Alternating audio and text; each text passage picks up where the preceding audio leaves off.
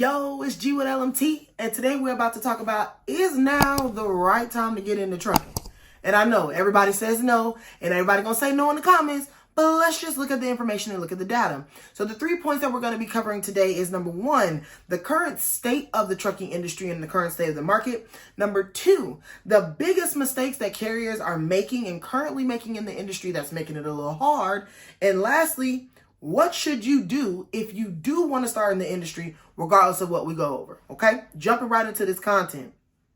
So let's first talk about the state of the industry, right? So during the pandemic, we had a mass coming to the trucking industry, right? Everybody and their mama wanted to buy a truck. They wanted to hot shot. They wanted to do box trucks. Everybody on social media was telling you to jump into trucking, to buy this, to get that, to start dispatching, start a brokerage, start this and start that. And so we saw people really do it, right? So we got to a surplus of 1.3 million operating authorities within the market, right? So what does that mean?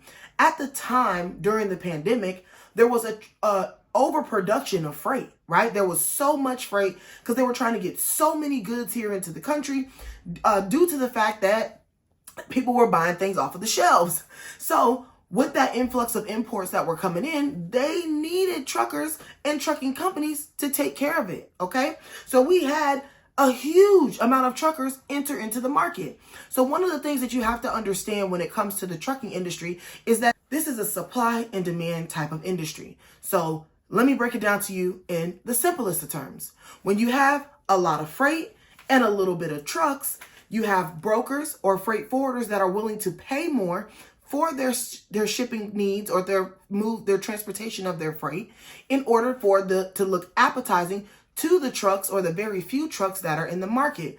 But the minute that you have more trucks in the market than you do of available freight, what starts to happen is brokers and freight forwarders and shippers have an abundance of opportunities to move their shipments, so they don't need to pay as much to move their shipments because you got a lot of truckers out here that are willing to do it. So higher truck volumes reduce and lower freight rates. Okay, there's a direct correlation between the two. So at the time when the pandemic was happening, we had a lot of freight and not a lot of trucks. So more trucks started to enter the industry because the money was really good. Then we had it flip where freight started to reduce because we had so many shippers and retailers with overstock, and those trucks never left the market. So now rates go down, the truck volume stays high. What we're starting to see right now, what people were anticipating, was that these trucks would eventually leave the market because there's no work and rates would go back up. Well, newsflash, rates will never be back to what they were during the pandemic. Okay, that was an anomaly. So trying to use that as some type of leverage or saying that the trucking industry is bad or good based off of that is not a fair argument.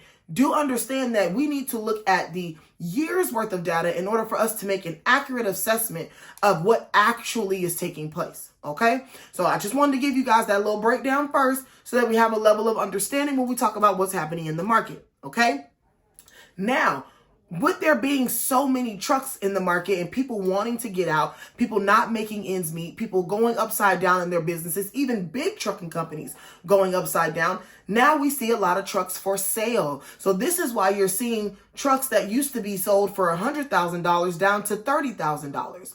Okay, so that is another big pain point as well, because now you can purchase a truck with 400,000 to 600,000 miles for anywhere from $25,000 to $40,000, when during the pandemic time, those same trucks were worth $100,000 and they were financed at those prices. So a lot of the existing carriers in the market are over leveraged. Okay.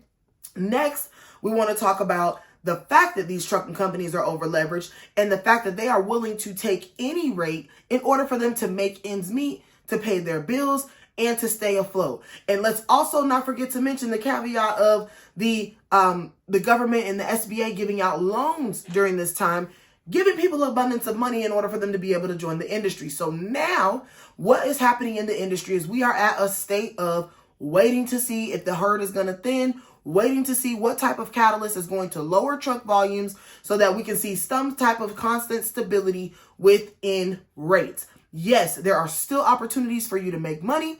However, those opportunities are not as abundant as they were, and the profit margins are not as large as they were. Now, let's talk about some of the biggest mistakes that a lot of carriers are currently making in the market, what they currently did when they got into the market, and why we're in this mess to begin with. So a lot of people who jumped into this industry because it was just buy a truck and start booking loads on DAT and on load boards, what happened was they never got a true understanding or level of education for this industry. There was no research done. They found these social media mentors and social media coaches who truly didn't even have their own businesses in this industry, and started taking mediocre guidance or little to no guidance from them. And now we're in a situation where they have trucking companies. Nobody has any education. No one understands lanes. No one understands rates. No one understands freight seasonality. No one understands the supply and demand, truck volumes, shipping volumes. None of those things are even conversations. No one understands how to truly negotiate rates. People don't know how to go directly to shippers and secure their own contracts and their own freight. So it is literally a frenzy and free-for-all of a big group of uneducated people compiled with the previous people who've been in this industry, who have taken the time to gain their wealth of knowledge, and now they're suffering because of the lack of knowledge of the new entrants into the industry. Next, a lot of people who did get into this business never took the time to actually understand their numbers. Understanding your CPM, or cost per mile, is a huge opportunity. If you haven't seen that video that I made on how to calculate your cost per mile, and you're wanting to start a business or wanting to start a trucking business, please go and check that out. I'll try to link it somewhere.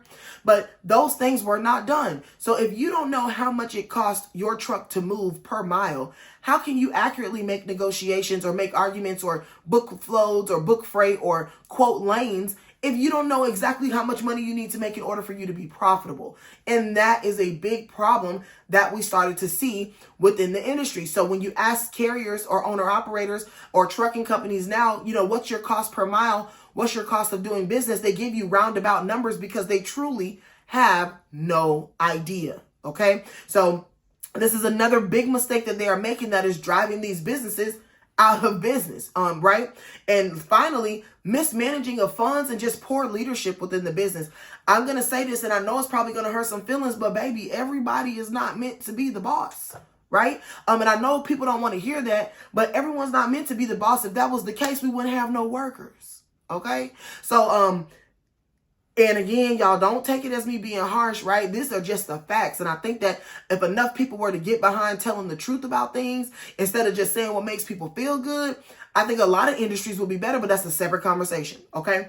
So mismanaging of funds, not properly securing your funds, having your business bank account set up, making sure that you're paying your bills on time, making sure that you're not over leveraging things, worrying and focusing on fuel efficiency, making sure that your drivers are paid and you're not having high turnover. If you are an investor that wants to put drivers in your truck, all of these things matter. And these are huge mistakes that a lot of the new entrants into this industry are making because they are lacking that education. Okay. So what should you do? If you want to start a trucking company, is it a good time? Should I start it? And if I do want to start it, because I don't care what anybody's saying, what should I do? So I'm not going to give an opinion on whether I think it's a good time or not, because we believe in God over here in this channel. And if God has put something on your heart, if he is giving you the desires of your heart, then you should know that he not only gives them to you so that you desire them, but he fulfills those desires. So if that is on your heart, then do what you feel like you are supposed to do.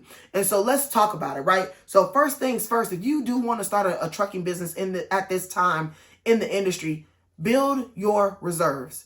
And when I say build your reserves, not 5,000, not 10,000, do your hardest to get up to at least $25,000 in reserves so that you have those opportunities and you really have a safety net. What they don't tell you about is PMs costing you $600 to $700.